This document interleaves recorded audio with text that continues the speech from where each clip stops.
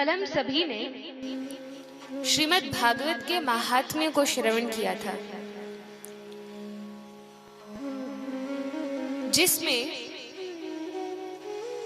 इस कथा को संकलित तो श्री व्यासदेव ने किया है, जो भगवान के ही एक अवतार है। आगे कथा आएगी कि किस प्रकार से व्यासदेव सभी पुराणों को लिखते हैं, वेदों का विस्तार करते हैं, जिसके कारण उनका नाम व्यास होता है, और वे ही पुराणों के ही क्रम में आगे चलकर परिपक्व अवस्था में श्रीमद् भागवत की रचना करते हैं। रचना तो व्यासदेव ने की, लेकिन सर्वप्रथम इस कथा को वाचन किया। किसने वाचन किया? सबसे पहले किसने यह कथा कही? शुकदेव गोस्वामी ने। और कौन श्रोता थे? यजमान बनकर कौन बैठे थे? परीक्षित महाराज। दूसरी बार जब यह कथा हुई तो किसने यह कथा कही? प्रथम बार तो शुकदेव गोस्वामी ने कही, परीक्षित जी ने सुनी। जब दूसरी बार कथा हुई तो नैमिषारण्य में सूतक गोस्वामी ने यह कथा कही, और शौनक आदि 88,000 ऋषियों ने बैठकर इस कथा का श्रवण पान किया। फिर आगे वर्णन आता है कि जब तीसरी बार कथा हुई आनंद धाम में, आनंद आश्रम में, तब नारद जी ने इस कथा को श्रवण किया और सनकादि ऋषियों ने यह कथा कही। तो सूत गोस्वामी के कथा कहने के लगभग 30 वर्ष बाद फिर नारद जी ने इस कथा को श्रवण किया। इस प्रकार से यह कथा अनंत काल से चली आ रही है। केवल इस लोक में नहीं, वरन अन्य जो श्रेष्ठ उच्चतर लोक हैं, भगवान का धाम है, वहां पर भी नित्य यह कथा चलती है। हमारे सनातन धर्म में हम बचपन से ही जानते हैं कि हमारे यहाँ त्रिदेव होते हैं, 3 देव होते हैं। कौन कौन? ब्रह्मा, विष्णु और महेश। तो ये जो 3 देव हैं, जो यह सृष्टि का कार्य करते हैं, सृष्टिकर्ता ब्रह्मा जी, पालनकर्ता भगवान विष्णु और संहारकर्ता भगवान शंकर, ये तीनों देवता भी नित्य भगवान की इस कथा को सुनते सुनाते हैं। जैसे ब्रह्मा जी को यह कथा साक्षात भगवान ने अपने मुख से सुनाई थी। भगवान ने स्वयं भागवत का उपदेश ब्रह्मा जी को दिया था। यह भी आगे कथा में द्वितीय स्कंध में वर्णन आता है। चतुर्श्लोकी भागवत के रूप में भगवान ब्रह्मा जी को यह कथा सुनाते हैं, और स्कंद पुराण में इसकी महिमा को भी भगवान ब्रह्मा जी को बताते हैं, उसका भी वर्णन है। ब्रह्मा जी जब कथा सुनते हैं तो 7 दिन में कथा पूरी होती है। 7 दिन कथा सुनते हैं और फिर अपने सृष्टि का कार्य करते हैं, फिर कथा होती है, फिर पुनः प्रारंभ करते हैं।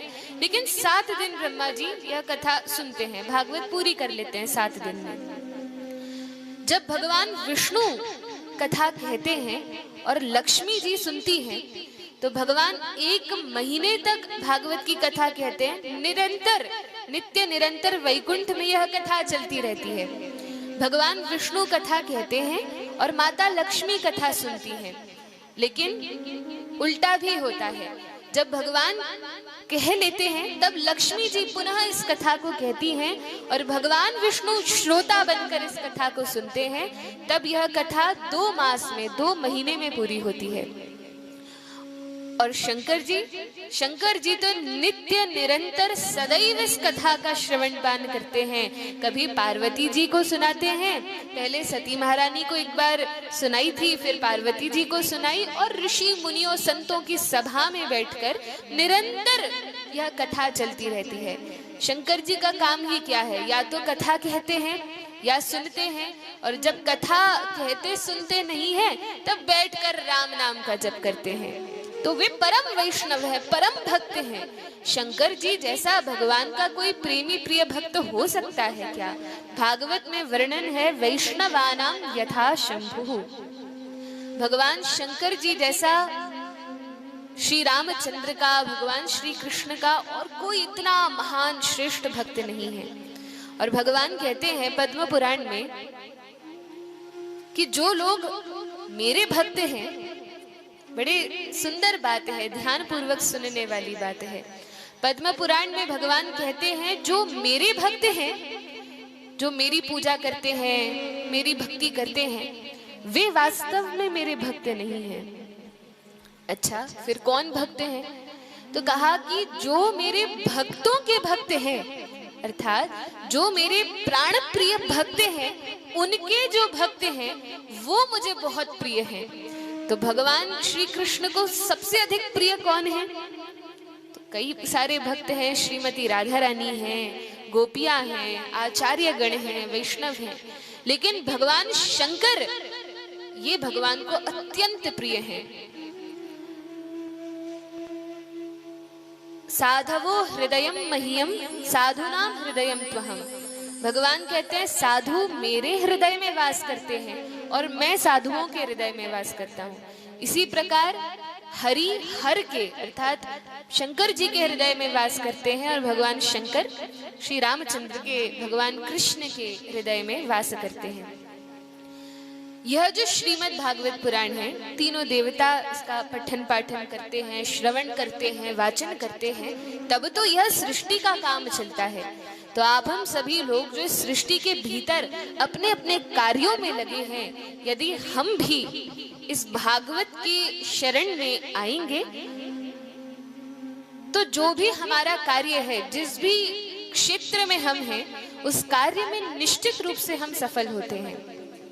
श्रीमद् भागवत में अलग अलग स्कंधों में जो अलग अलग कथाएं हैं, उनमें वर्णन आता है। यदि किसी को धन की कामना हो, वो भागवत पढ़े, उसको धन मिलता है। पुत्र की कामना हो तो उसको पुत्र मिलता है। यश की कामना हो तो यश मिलता है। जिस भी वस्तु की कामना हो, भागवत का आश्रय लेने से वह प्राप्त हो जाती है। और यदि किसी श्रेष्ठ महापुरुष को भगवत प्रेम की कामना हो, भगवान के भक्ति की कामना हो, अथवा साक्षात भगवान के दर्शन की कामना हो, और यदि वह निष्ठा पूर्वक भागवत का आश्रय ले, तो वह भी उसकी आध्यात्मिक इच्छा पूरी हो जाती है। ऐसा भागवत में वर्णन है। कई संतों ने इसका साक्षात्कार स्वयं ही किया है। इसी वृंदावन धाम में जितने भी श्रेष्ठ महापुरुष हैं, यहीं आकर भागवत को पढ़ते हैं, पढ़ाते हैं। भागवत भी दो प्रकार की होती है। आप लोग जानते हैं कौन से दो प्रकार की है? दो प्रकार की भागवत है। एक तो है यह ग्रंथ भागवत, जो पुस्तक के रूप में है, जो भगवान का वांग्मय स्वरूप है, जो शब्दावतार है, यह ग्रंथ भागवत है। और दूसरी भागवत है भक्त भागवत, ग्रंथ भागवत और भक्त भागवत। तो जो भक्त निरंतर भागवत में ही रसपान करते हैं, भागवत में ही डूबे हुए हैं, जिनका जीवन ही भागवत है, ऐसे भगवान के जो भक्त हैं, भागवत का अर्थ क्या है? भगवान का या भगवान के।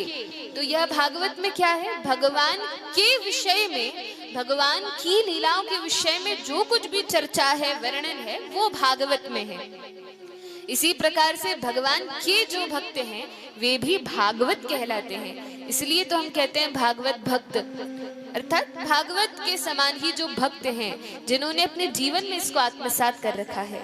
तो भागवत किससे पढ़ना चाहिए, किससे श्रवण करना चाहिए, उसके विषय में भी शास्त्रों में आता है।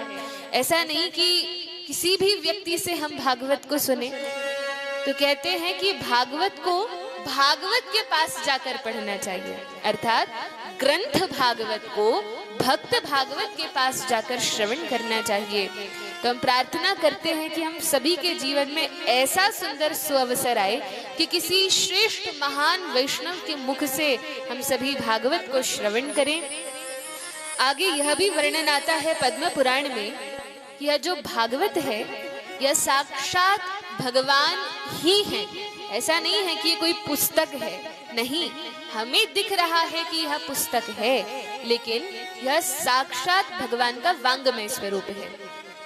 अब इसको समझना बहुत अधिक कठिन नहीं है, उदाहरण से बड़ी आसानी से समझा जा सकता है। जैसे भगवान कृष्ण कृपा करके अलग अलग श्रेणी के जीवों के मध्य अवतार लेते हैं।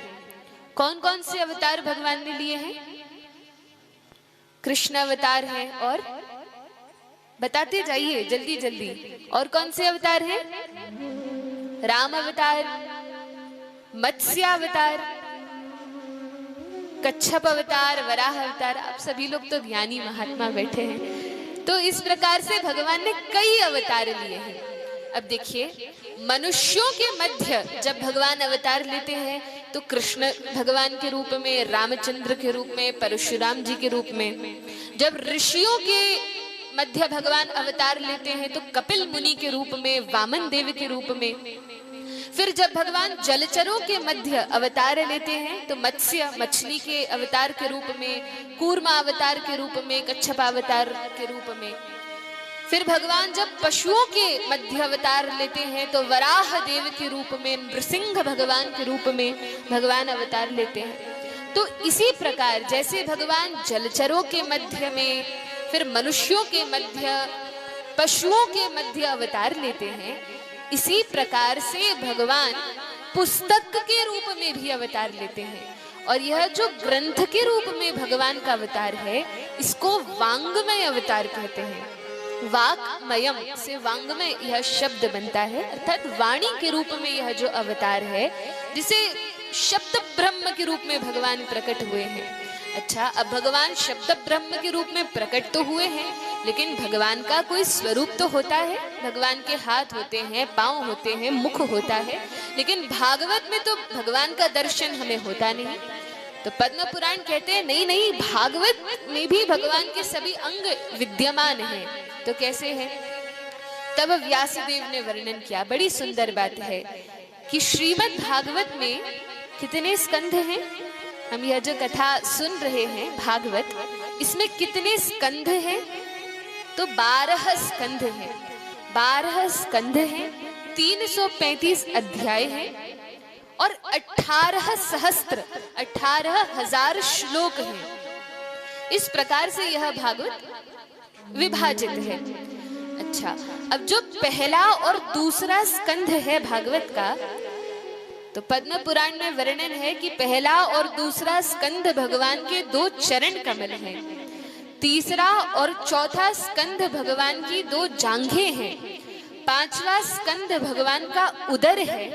6ठा स्कंध वक्षस्थल है। 7वां और 8वां स्कंध भगवान की 2 भुजाएं हैं। 9वां स्कंध भगवान का सुंदर कंठ है और 10वां स्कंध तो साक्षात भगवान का मुखमंडल है, चमकता दमकता मुखमंडल है। 11वां स्कंध ललाट है और 12वां स्कंध कपाल है। इस प्रकार से यह 12 स्कंध भगवान का ही स्वरूप है। एक एक करके जब हम इसको पढ़ते हैं, मानो साक्षात भगवान के स्वरूप का ही दर्शन करते हैं। इसलिए आज से हम प्रथम स्कंध में प्रवेश करेंगे और भगवान की इन सुंदर कथाओं का, भगवान के स्वरूप का रसास्वाद करेंगे। बस ध्यान देने की बात यह है कि जब हम सुने तो थोड़ा ध्यान रहे, पहला स्कंध है, दूसरा स्कंध है, तीसरा स्कंध है, ये सारी कथाएं हैं। थोड़ा कथा के बाद हम चिंतन मनन करें, जिससे यह क्रम बना रहे, हम भूले नहीं कहाँ प्रारंभ किया था, कहाँ ये हो गया। और कुछ समझ नहीं आए तो अभी तो हम सभी साथ में ही रह रहे हैं। आप लोग पूछ भी सकते हैं, किसी का कोई प्रश्न हो तो भी पूछ सकते हैं। व्यासदेव वर्णन करते हैं कि भागवत की यह जो कथा है, इसको सुनने से 3 चीजें हमारे जीवन से चली जाती हैं। जो कोई व्यक्ति भी इस कथा को ध्यानपूर्वक श्रवण करता है, उसके जीवन से 3 चीजें चली जाती हैं। क्या क्या चला जाता है? तो प्रथम शोक चला जाता है। पहले जो हो चुका है, भूतकाल में जो भी हमारे साथ हुआ है, कुछ अच्छा न हुआ हो, उसका जो शोक हमें होता है, पश्चाताप होता है, वो शोक भागवत सुनने से चला जाता है। फिर वर्तमान का जो मोह है, जो आसक्ति है, वह आसक्ति, वह मोह, ये विकार भी भागवत सुनने से चले जाते हैं। और आगे क्या होगा, भविष्य में क्या होगा, उसकी जो चिंता बनी रहती है, यह भय भी भागवत सुनने से चला जाता है। तो भागवत का श्रवण करने से शोक, मोह और भय ये तीनों का नाश हो जाता है और हमारे जीवन में फिर आनंद ही आनंद होता है। तो कौन कौन चाहते हैं कि हमारे जीवन में सुख ही सुख हो, आनंद हो, कभी कोई दुख ना आए? तो इसका सॉल्यूशन क्या है, क्या कर सकते हैं? भागवत का आश्रय ले सकते हैं।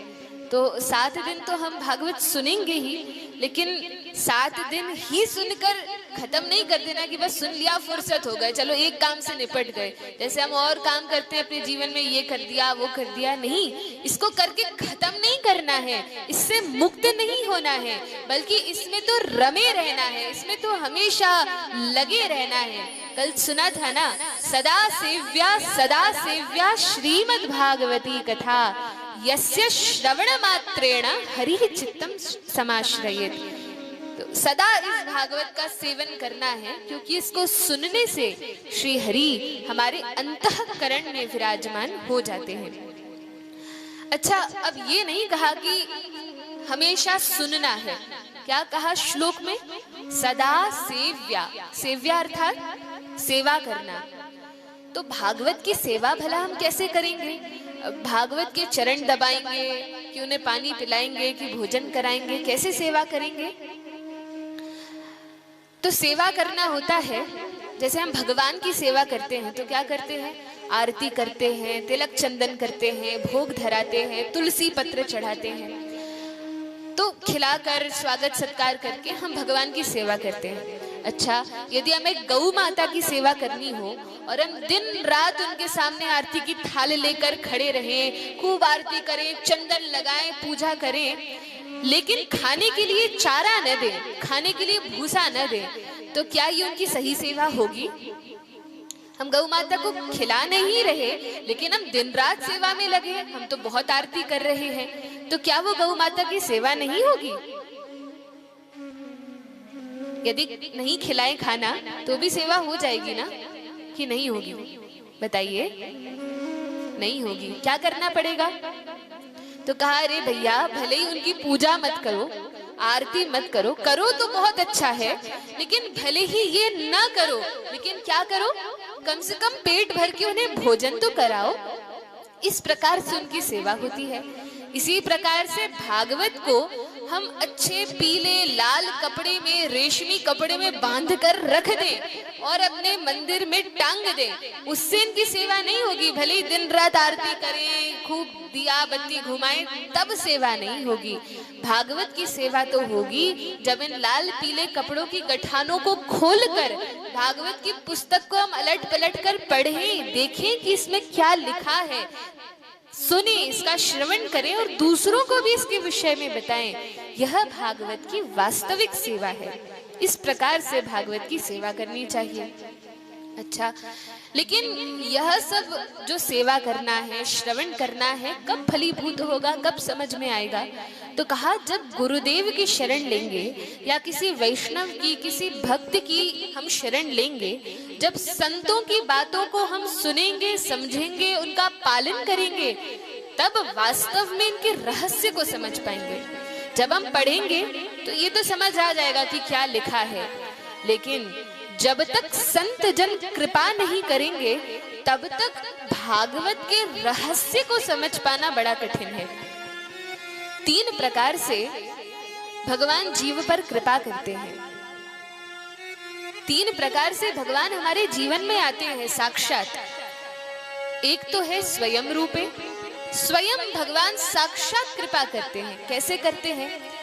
तो आप हम सभी के हृदयों में भगवान परमात्मा रूप में विराजमान है। भगवान कण कण में तो विराजमान है ही, हम सभी के हृदयों में, हमारे सबसे पास में यदि कोई व्यक्ति है, यदि कोई आत्मा है, तो वो परमात्मा ही है। वो हमारे सबसे अधिक समीप हैं। कहीं दूर जाकर उन्हें ढूंढने की आवश्यकता नहीं है, वे तो हमारे हृदय में ही बैठे हैं। तो कभी कभी ऐसा होता है कि हमारे हृदय में हम कुछ विचार करते हैं और तब हृदय से ही आवाज उठती है, नहीं, यह करना ठीक है या नहीं करना चाहिए। कभी हम कोई गलत कार्य भी करने जा रहे होते हैं तो ऐसा लगता है, हृदय से आवाज उठ रही, नहीं ये कार्य ठीक नहीं है, इसको मत करो। और कभी कभी लगता है कि भगवान का खूब भजन करें, तो यह कौन प्रेरणा देता है? तो भगवान ही हृदय में परमात्मा रूप में विराजमान है, जो हमें नित्य ही प्रेरणा देते हैं। तो स्वयं रूपे परमात्मा रूप में भगवान हम पर कृपा करते हैं। दूसरा, शास्त्र रूपे भगवान शास्त्रों के माध्यम से, ये शास्त्रों को हमें ऐसे समझना चाहिए, ये नहीं समझना चाहिए कि व्यासदेव ने लिख दिया, जिसको पढ़ना है पढ़ेगा, नहीं पढ़ना है नहीं पढ़ेगा। नहीं, व्यासदेव ने ये जो शास्त्र लिखे हैं, ये साक्षात भगवान की वाणी है। अब भगवान, हम में तो इतनी सामर्थ्य नहीं है, इतनी योग्यता नहीं है, इतने पवित्र हम नहीं है कि भगवान साक्षात हमारे सामने आए और हमसे कहें कि ये तुम क्या कर रहे हो, मैं चाहता हूं तुम ऐसा करो। भगवान तो हमारे सामने आके ऐसा कहते नहीं है। अब भगवान को यदि हमसे कुछ कहना है, क्योंकि वे हमसे बहुत प्रेम करते हैं, तो वे क्या करते हैं? वे एक पत्र लिखते हैं। भगवान पत्र लिखते हैं और वे पत्र शास्त्र के रूप में हमें प्राप्त होते हैं। तो जब हम कोई शास्त्र को पढ़ना प्रारंभ करें, मान लीजिए इस कथा के बाद आप घर गए और आपको याद आया कि कहा था कि हमें पुस्तकों को घर में पढ़ना चाहिए, और आपने खोला, मान लीजिए रामायण खोला, तो ये सोचना चाहिए कि यह मेरे प्रभु ने मेरे लिए ही पत्र लिखा है, और यह समझकर पढ़ना चाहिए। जब व्हाट्सएप पे कोई पर्सनल मैसेज आता है तो हम कितने ध्यान से पढ़ते हैं, क्यों? क्योंकि हमें भेजा है, हमारे लिए ही ये लिखा गया है, तो हम उसको पढ़ते हैं, उसको रिप्लाई करते हैं। इसी प्रकार से विचार करें कि ये भागवत भगवान ने हमें ही दिए है, हमारे कल्याण के लिए भगवान ने इसको भेजा है, और तब जब पढ़ेंगे तो हमारे जीवन में निश्चित परिवर्तन आएगा, तब आनंद आएगा इसको पढ़ने का। और तीसरा, गुरु रूपे, गुरु के रूप में भगवान हमारे जीवन में आते हैं। ये जो गुरुदेव हैं, ये जो संत हैं, ये कोई और नहीं है, भगवान ही ऐसा वेश बनाकर आते हैं हमारे गुरु रूप में। जो प्रामाणिक गुरु होते हैं, भगवान ही गुरु के रूप में हमारे जीवन में आते हैं और हमें उपदेश देते हैं। अब यह हमारे ऊपर है, भगवान ने तो हर प्रकार से हम पर कृपा कर दी, स्वयं रूपे, शास्त्र रूपे और गुरु रूपे, लेकिन हम स्वयं पर कितनी कृपा करें यह तो हमारे हाथ में। इसलिए संतों के साथ में उठना बैठना चाहिए, उनसे विचार विमर्श करना चाहिए, कुछ समझ न आए तो उनके पास जाकर पूछना चाहिए, और अपने जीवन में एक बार किसी प्रामाणिक गुरु की शरण में अवश्य जाना चाहिए और उन गुरुदेव से भागवत के इस रहस्य को, मर्म को समझने का प्रयास करना चाहिए, ताकि भगवान की भक्ति हमारे हृदय में आ सके। बोलिए गुरुदेव महाराज की जय। श्रीमद् भागवत व्यासदेव जैसे ही लिखना प्रारंभ करते हैं तो सर्वप्रथम वर्णन में 3 श्लोक आते हैं। भागवत के जो 3 श्लोक हैं, ये मंगलाचरण के श्लोक हैं, जिनमें भगवान की सुंदर स्तुति का वर्णन है।